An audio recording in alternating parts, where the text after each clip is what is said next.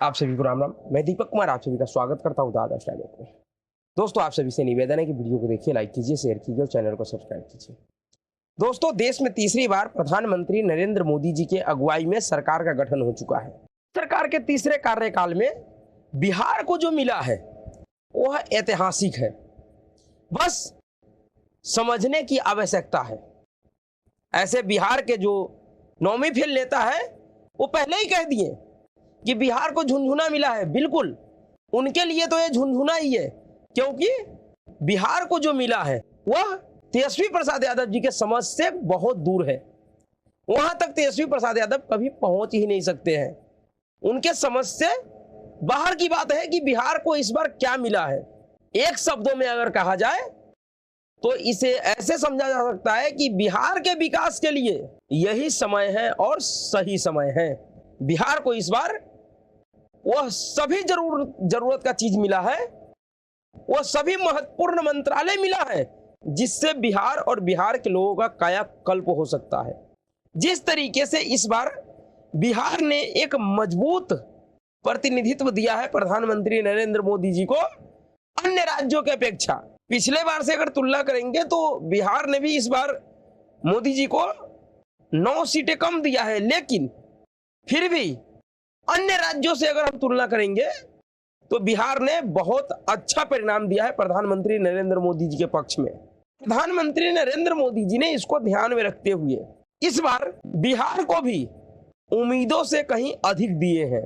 जिस तरीके से इस बार प्रधानमंत्री नरेंद्र मोदी जी ने बिहार को मंत्रालय दिया है, बिहार के सांसदों को जिम्मेवारी दिया है, उसको देखकर यह कहा जा सकता है आने वाले 5 सालों में जिन लोगों को मोदी सरकार ने, प्रधानमंत्री नरेंद्र मोदी जी ने जिम्मेवारी दिया है बिहार के विकास को एक नई ऊंचाई पर ले जाने के लिए, अगर इन लोगों ने मेहनत से काम किए, सच्चे लगन और ईमानदारी से काम करेंगे तो वाकई 5 वर्षों में बिहार का तस्वीर और तकदीर दोनों बदल सकता है। जी हाँ, मोदी सरकार के तीसरे कार्यकाल में बिहार से कुल 8 मंत्री बनाए गए हैं। 8 सांसदों को प्रधानमंत्री नरेंद्र मोदी ने अपने मंत्रालय में जगह दिया है, जिसमें से 4 सांसदों को कैबिनेट मंत्री और 4 सांसदों को राज्य मंत्री का दर्जा मिला है। लेकिन ये 8 मंत्रालय बिहार के विकास के दृष्टि से अगर देखा जाए तो बहुत ही महत्वपूर्ण है। और इन सभी मंत्रियों में अगर हम उस युवा नेता को देखें जिसका vision Bihar first, Bihari first का है, माननीय चिराग पासवान जी का, तो उनके कंधे पे जो जिम्मेवारी प्रधानमंत्री नरेंद्र मोदी जी ने दिया है वह बिहार के विकास को लेकर बहुत ही महत्वपूर्ण है। अगर चिराग पासवान जी मेहनत और लगन के साथ काम करेंगे तो मुझे पक्का भरोसा है, और ये सिर्फ मेरा ही नहीं, बिहार के उन तमाम युवाओं को भरोसा है जिनका विजन बिहार फर्स्ट और बिहारी फर्स्ट का है, जो बिहार को देश के अग्रणी राज्यों में लाना चाहता है। उन सभी का यह भरोसा है कि चिराग पासवान जी 5 सालों में बिहार में अपना अच्छा परफॉर्मेंस करेंगे। बिहार में 4 सांसदों को कैबिनेट मंत्री बनाया गया, जिसमें हाजीपुर से सांसद चिराग पासवान जी, जिनको खाद्य प्रसंस्करण उद्योग का जिम्मा दिया गया है, फूड प्रोसेसिंग इंडस्ट्री। जी हाँ, और फूड प्रोसेसिंग इंडस्ट्री के लिहाज से अगर देखा जाए तो बिहार में अपार संभावना है। जिस तरीके से आपको पता होगा कि बिहार में कई एक ऐसे क्षेत्र है जो अलग अलग चीजों के लिए मशहूर है, जैसा कि मुजफ्फरपुर लीची के लिए मशहूर है, हाजीपुर केला के लिए मशहूर है, दरभंगा मखाना के लिए मशहूर है। इसी तरीके से बिहार के कई एक सारे क्षेत्र हैं जो अलग अलग फलों, अनाजों और इस तरीके के अलग अलग चीजों के लिए मशहूर है। अगर चिराग पासवान जी 5 सालों में फूड प्रोसेसिंग यूनिट अगर ऐसे लगे, अगर इस पर ध्यान देंगे जिससे लीची को, जो मुजफ्फरपुर का लीची है, उसको अच्छे से और अच्छे से उसका प्रोसेसिंग करके उसका बढ़िया से बढ़िया प्रोडक्ट कैसे तैयार किया जाए जिससे बिहार को एक पहचान मिले। हाजीपुर का केला, केला से बहुत सारे आइटम बनाया जाता है, अगर केला के लिए फूड प्रोसेसिंग यूनिट लगाया जाए तो उनसे अनेक चीजों का जो निर्माण होगा उससे भी एक अलग पहचान मिलेगा बिहार के। और साथ ही साथ केला से जुड़े हुए किसानों को अच्छा खासा मुनाफा भी होगा, उनका रोजगार भी बढ़ेगा। इसी तरीके से मखाना, दरभंगा में मखाना बहुत ही मशहूर है और मखाना अभी भी, मखाना को जीआई टैग मिला हुआ है। अगर उस मखाने को फूड प्रोसेसिंग यूनिट स्थापित करके अगर और अच्छा से अच्छा प्रोडक्ट बनाया जाए तो उससे बिहार को और खास करके दरभंगा और दरभंगा के जो किसान हैं जो मखाना का काम करते हैं उनको एक अच्छा पहचान मिलेगा, उनका जीवन स्तर सुधरेगा और उनका आमदनी बढ़ेगा। इसी तरीके से गिरिराज सिंह जो बेगूसराय से सांसद है, उनको टेक्सटाइल मिनिस्ट्री दिया गया है और यह एक ऐसा मिनिस्ट्री है जो बिहार और बिहार के लोगों का इतिहास बदल कर रख देगा अगर इस पे अच्छा से ईमानदारी से काम किया गया तो। क्योंकि आज भी बिहार का अधिकतर ऐसा जनसंख्या है जो अन्य प्रदेशों में काम करता है, वो कहीं ना कहीं टेक्सटाइल क्षेत्र से जुड़ा हुआ है, वो सिलाई लाइन से जुड़ा हुआ है, वो कपड़ों के कारोबार से जुड़ा हुआ है। अगर गिरिराज सिंह जो कि कैबिनेट मंत्री हैं, टेक्सटाइल मंत्रालय उनके पास है, कपड़ा मंत्रालय, अगर गिरिराज सिंह 5 सालों में ईमानदारी से बिहार को अग्रणी राज्यों में ले जाने के उद्देश्य से अगर काम करेंगे और अगर वह बिहार में हर एक जिले में एक बड़ा टेक्सटाइल पार्क और हर एक जिले में लॉजिस्टिक की सुविधा, टेक्सटाइल से जुड़ा हुआ कारखाना अगर लगवाते हैं, इंडस्ट्री लगवाते हैं, जो इंडस्ट्रियलिस्ट आना चाहता है या जो बिहार में आ चुका है, जो पहले से ही इस तरीके का काम कर रहा है, अगर उन लोगों को सहायता दिया जाता है मंत्रालय की तरफ से, अगर उनके ऊपर ध्यान दिया जाता है और अन्य बड़े बड़े कंपनियों या जो दिल्ली, मुंबई, कोलकाता, चेन्नई जैसे जगहों पे टेक्सटाइल यूनिट स्थापित करके काम कर रहे हैं जो बिहार के ही लोग हैं। बिहार में क्या नहीं है इस क्षेत्र से जुड़े हुए लोगों जुड़ा हुआ, बिहार के लोग ही पूरे देश में जाकर टेक्सटाइल से जुड़े हुए काम करते हैं, कारीगरी करते हैं। बड़े बड़े बिहार का उद्योगपति है जो अन्य राज्यों में जाकर अपना टेक्सटाइल का कारखाना लगा रखा है, मैन्युफैक्चरिंग यूनिट लगा रखा है।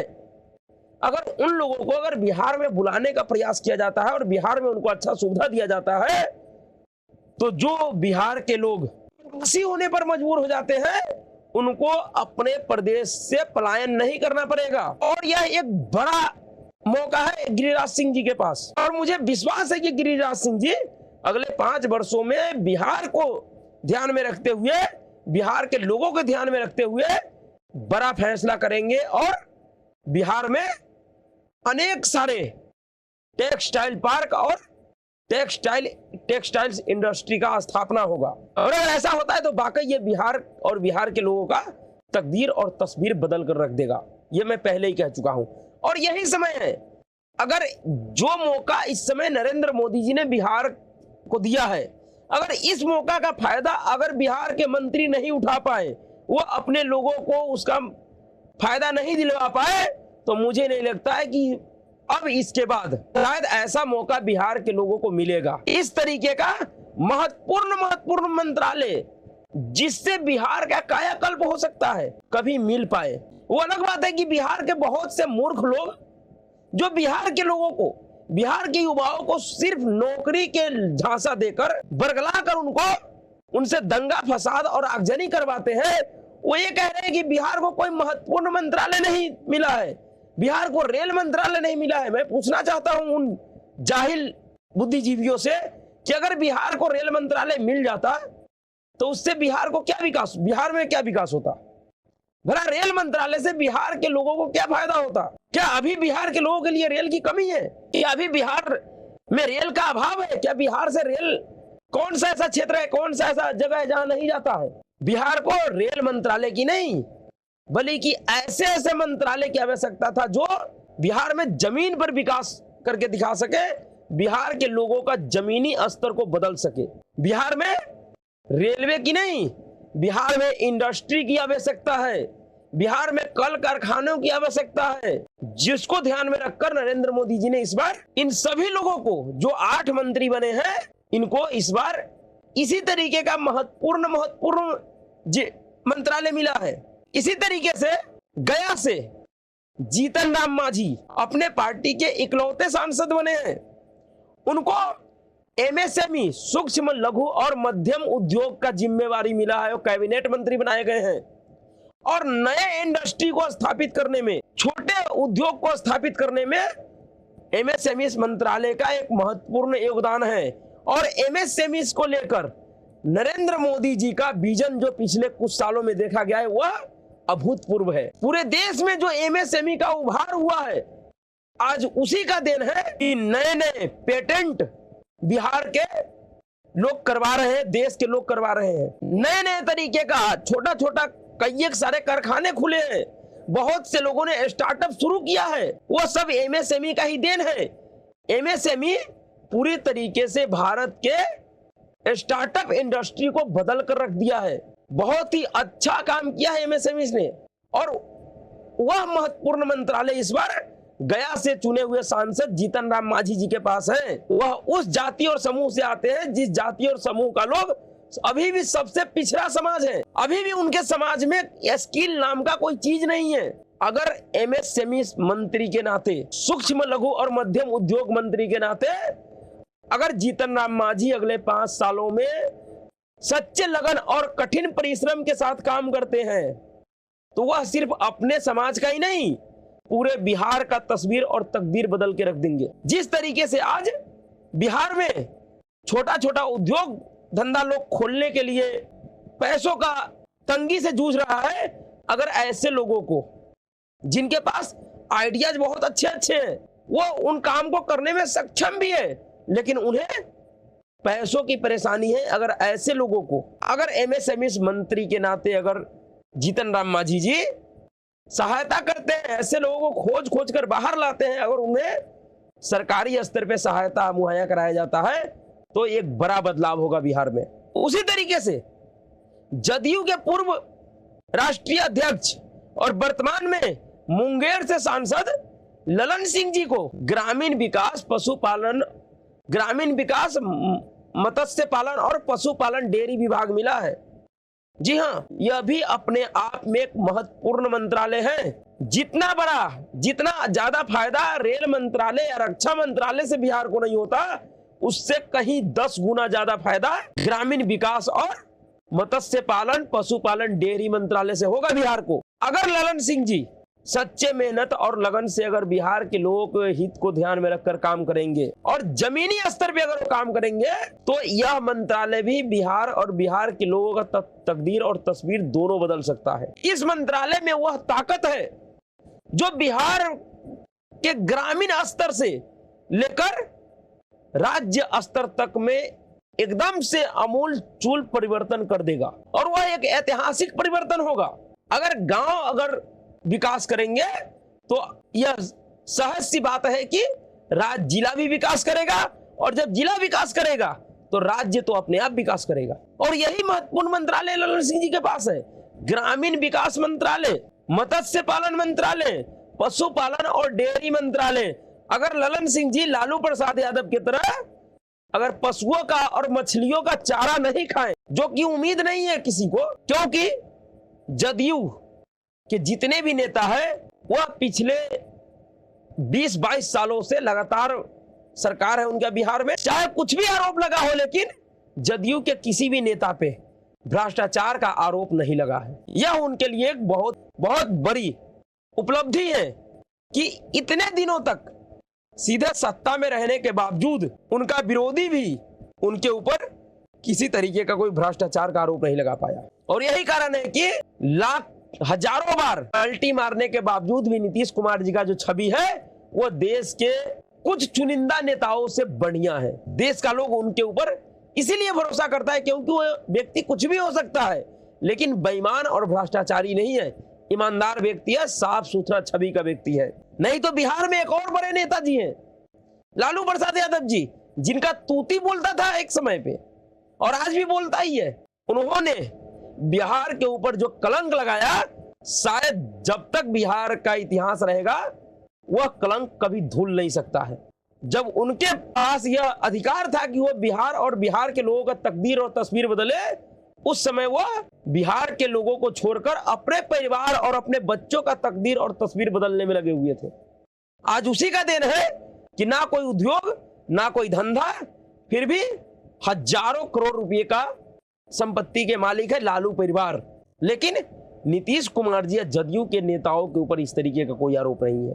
और इसीलिए मैं कह रहा हूं कि जिस तरीके का विभाग इस बार नरेंद्र मोदी जी ने बिहार के मंत्रियों को दिया है, बिहार के नेताओं को जिम्मेवारी दिया है, खास करके बिहार के विकास को ध्यान में रखकर अगर यह नेताजी, ये मंत्री जी लोग सच्चे लगन और ईमानदारी से काम करेंगे तो आने वाले 5 वर्षों में बिहार का तस्वीर और तकदीर दोनों अलग दिखाई देगा। बिहार के लोगों को रोजगार चाहिए और जितने भी मंत्रालय मिले इन नेताओं को, ऐसा एक भी मंत्रालय नहीं है जिसमें रोजगार का व्यवस्था ना हो, जिससे रोजगार का उत्पत्ति ना हो, जिससे रोजगार को बढ़ाया नहीं जा सकता है, जिससे रोजगार पैदा नहीं किया जा सकता है, ऐसा एक भी मंत्रालय नहीं है। सभी मंत्रालयों के जरिए रोजगार का एक भंडार बनाया जा सकता है, जिससे बिहार के लाखों लोगों को सीधे सीधे फायदा होगा। दूसरी बात, जब चिराग पासवान जी को फूड एंड प्रोसेसिंग मंत्रालय मिला है तो उसमें एक और विभाग आता है जिससे बिहार के लोगों का, बिहार के किसानों का सीधा सीधा ही जुड़ा हुआ है, वो है चीनी उद्योग। चीनी उद्योग भी फूड प्रोसेसिंग इंडस्ट्री में ही आता है, क्योंकि गन्ना को प्रोसेस करके ही चीनी बनाया जाता है और यही तो फूड प्रोसेसिंग है। और जिस तरीके से बिहार का इतिहास रहा है चीनी मिलों को लेकर, अगर चिराग पासवान जी सिर्फ और सिर्फ चीनी मिल के ऊपर ही ध्यान दे दे बढ़िया से, जितने चीनी मिल बिहार में बंद है और जो अब चालू होने की स्थिति में है, जिसे दोबारा से चालू किया जा सकता है, अगर इन चीनी मिलों को भी अगर चालू करवा देता है तो इन चीनी मिलों से बिहार के लाखों लोगों को सीधे सीधे रोजगार मिलेगा।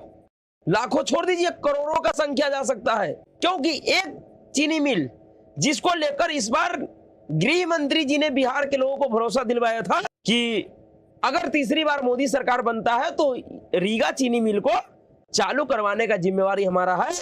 अब गृह मंत्री अमित शाह जी को अपने वादे को पूरा करना चाहिए और चिराग पासवान जी को विशेष ध्यान देना चाहिए रीगा चीनी मिल के ऊपर, क्योंकि रीगा चीनी मिल सिर्फ एक फूड प्रोसेसिंग यूनिट ही नहीं है, वह बिहार का एक पहचान है। वह चीनी मिल जिसका स्थापना आजादी से पहले हुआ था, 1932 ईस्वी में रीगा चीनी मिल का स्थापना हुआ था। 1932 से लेकर 2018 तक वह रीगा चीनी मिल ऐतिहासिक तौर पे अपना सर्वश्रेष्ठ प्रदर्शन कर रहा था, लेकिन कुछ राजनीतिक दलालों का शिकार हो गया वह रीगा चीनी मिल, जिससे लाखों लोगों को रोजगार मिलता था। आज वो रीगा चीनी मिल का स्थिति बद से बदतर हो चुका है। अगर सिर्फ ऐसे चीनी मिलों को भी अगर चालू करवा दिया जाता है तो बिहार के लाखों लोगों को रोजगार सीधे सीधे मिल जाएगा और गारंटी युक्त रोजगार मिलेगा। बाकी और भी जितने काम हैं, अगर उन कामों पे ध्यान दिया जाता है तो आने वाला 5 साल बिहार के लिए सुनहरा होने वाला है। बस शर्त यह है कि ये सभी लोग जिनके ऊपर यह जिम्मेवारी दिया गया है कि वह बिहार के विकास को देश के अग्रणी राज्यों के मुकाबले लाकर खड़ा करे, अगर इन सभी लोगों ने कठिन परिश्रम और लगन और ईमानदारी से काम करेंगे तभी जाकर यह संभव है। नहीं तो आज से पहले भी बिहार के कई सारे नेता केंद्र में मंत्री रहे, लेकिन उन लोगों ने बिहार को कहां से कहां पर लाकर खड़ा कर दिया, यह आज पूरा बिहार का लोग देख रहा है। जिस बिहार में 1990 से पहले कई सारे इंडस्ट्री हुआ करता था, उस बिहार का लोग 1990 के बाद पलायन करने को मजबूर हो गए। देश के अलग अलग हिस्सों में, दुनिया के अलग अलग हिस्सों में मजदूरी करने के लिए, रोजगार के लिए पलायन करना शुरू कर दिया, भटकना शुरू कर दिया। अगर इन पलायन को बिहार के लोगों को अन्य क्षेत्रों में, अन्य राज्यों में ना भटकना पड़े, अगर इन सबको रोकना है, अन्य राज्यों में जाकर अपमानित ना होना पड़े, तो फिर यह जो मौका मिला है बिहार के नेताओं को, बिहार के मंत्रियों को, इन सभी लोगों को इस मौका का भरपूर फायदा उठाना चाहिए और बिहार के लोगों को और बिहार के लोगों के जीवन में एक जो बड़ा संकट है रोजगार का, पलायन का, उससे उनको छुटकारा दिलवाना चाहिए। मेरा यही उम्मीद है, मेरा मांग भी यही है, और खास करके चिराग पासवान जी से, क्योंकि वह एक युवा नेता है, युवाओं के दुख दर्द को समझते हैं। उनको पता है कि एक युवा जो कि 15 से 18 सालों तक अपने परिवार के साथ रहता है, और जब वह रोजगार के लायक होता है तो जब वो अपने परिवार से दूर जाता है रोजगार के लिए, तो उस युवा के ऊपर क्या बीतता है। इसलिए एक युवा होने के नाते चिराग पासवान जी इस बात को जरूर समझेंगे, और फूड प्रोसेसिंग इंडस्ट्री मिनिस्टर के नाते वह बिहार को अपना सर्वश्रेष्ठ योगदान देंगे, ऐसा मेरा उम्मीद है उनसे। बाकी जो 4 राज्य मंत्री बनाए गए हैं वो भी बहुत ही महत्वपूर्ण है। उन लोगों का भी बिहार के विकास में एक अहम योगदान है। कहने को राज्य मंत्री है, लेकिन राज्य मंत्री का भी योगदान बहुत से चीजों में होता है। इन लोगों को भी अपना सर्वश्रेष्ठ प्रदर्शन बिहार के लिए देना चाहिए, क्योंकि बिहार का जनता इनसे यही उम्मीद करता है। इनमें नित्यानंद राय जी हैं जो कि गृह राज्य मंत्री बनाए गए हैं, रामनाथ ठाकुर जी हैं जो कि कृषि और किसान कल्याण राज्य मंत्री बनाए गए हैं, राजभूषण चौधरी जी हैं जो कि जल शक्ति मंत्री राज्य मंत्री बनाए गए हैं, और सतीश चंद्र जुबे जो कि खान और कोयला राज्य मंत्री बनाए गए हैं। इन लोगों का भी बिहार के विकास में एक अहम योगदान है। मुझे भरोसा है कि ये लोग भी अपना सर्वश्रेष्ठ योगदान बिहार के विकास को लेकर देंगे आने वाले 5 वर्षों में। तो अभी के लिए इतना ही। अगर आपको वीडियो अच्छा लगा तो वीडियो को लाइक कीजिएगा, शेयर कीजिएगा और चैनल को सब्सक्राइब कीजिएगा। नमस्कार।